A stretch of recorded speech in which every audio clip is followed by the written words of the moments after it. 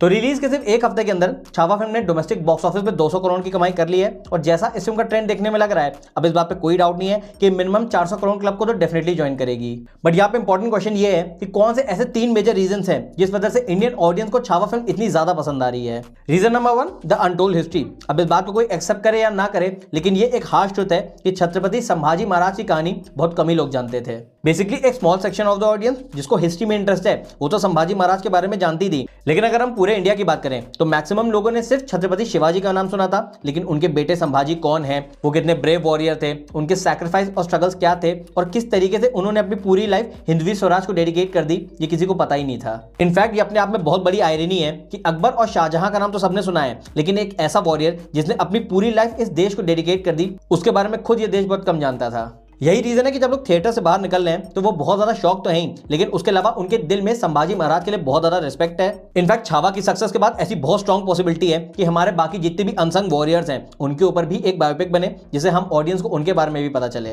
Reason number 2, Vicky Kaushal performance. अब इस बात को तो कोई भी डिनाई नहीं कर सकता कि विकी कौशल ने सिर्फ संभाजी महाराज का कैरेक्टर नहीं प्ले किया है, बल्कि लिटरली उसको जिया है। थ्रू आउट द फिल्म अगर आप उनको नोटिस करोगे तो वो वॉर सीन्स में तो शाइन करते ही हैं, लेकिन फिल्म में जितने नॉर्मल भी सीन्स हैं अगर आप उसमें भी उनकी आंखें देखते हो तो उसमें एक अलग ही प्राइड और करेज दिखेगा, जो कि कहा जाता है कि संभाजी महाराज की आंखों में भी दिखता था और इसी वजह से वो इतने ब्रेव वॉरियर थे। स्पेशली आज के टाइम पे जहां अक्षय कुमार जैसे सुपरस्टार भी पृथ्वीराज चौहान को प्ले करने के लिए नकली मूछें लगा लेते हैं, या फिर प्रभास जैसे एक्टर्स जो कि लॉर्ड राम को प्ले करने के लिए नकली विग लगा लेते हैं। वहीं विकी कौशल ने इसका ठीक ऑपोजिट किया। उन्होंने इस फिल्म पे अपना पूरा 100% दिया है और वो कन्विक्शन आपको उनकी परफॉर्मेंस में भी दिखेगा। इनफैक्ट पिछले 1 साल में अगर आप विकी कौशल का कोई भी इंटरव्यू देखेंगे तो उनके बाल और मूंछें बड़ी हुई थी और उसका सिंपल रीजन यही है कि वो अपनी पूरी मेहनत से इस कैरेक्टर को प्ले करना चाहते थे, ताकि जब ऑडियंस उनको स्क्रीन पे देखे तो उनको कहीं भी विकी कौशल नहीं बल्कि छत्रपति संभाजी महाराज ही दिखाई दे। जिसके बाद आता है थर्ड और मोस्ट इंपॉर्टेंट रीजन जिस वजह से ये फिल्म ऑलरेडी सुपर हिट हो चुकी है और शायद आने वाले टाइम में ब्लॉकबस्टर भी हो जाए, और वो है इस फिल्म का आखिरी 30 मिनट का क्लाइमैक्स। अगर आप छावा को as a film in totality देखोगे तो फिल्म में डेफिनेटली थोड़े बहुत फ्लॉज हैं, फिल्म के स्क्रीन प्ले में भी और फिल्म के बीजीएम में भी।